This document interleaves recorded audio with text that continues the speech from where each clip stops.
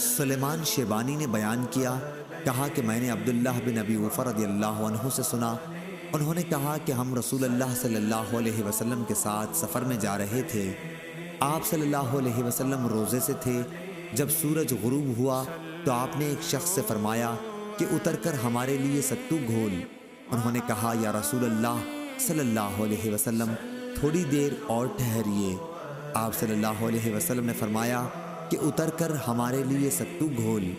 انہوں نے پھر یہی کہا کہ یا رسول اللہ صلی اللہ علیہ وسلم، ابھی تو دن باقی ہے۔